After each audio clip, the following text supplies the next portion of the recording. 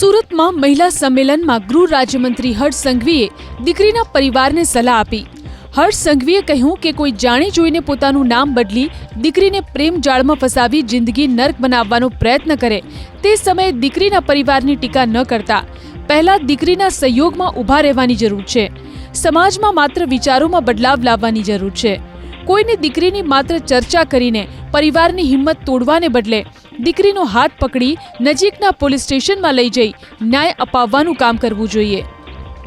કોઈ દીકરીને નાની મોટી ઘટના બને ને તો એ ઘટનામાં એ દીકરીની ચર્ચા કરીને એના પરિવારની હિંમત તોડવાની બદલે પહેલા દિવસે અંદાજો આવે ને એટલે એનો હાથ પકડીને કહેવાનું કે ચાલ નજીકના પોલીસ સ્ટેશનમાં જોઈ લઈએ આપણી દીકરીને કોણ હેરાન કરવા આવે છે।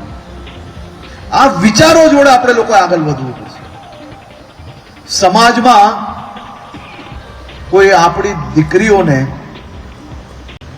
કોઈ નામ બદલીને પ્રેમ જાલમાં ફસાવી જાય અને એમાં આપણે આપણી દીકરીઓની ટીકા કરીએ, આ તો કઈ રીતે ચાલે સાહેબ?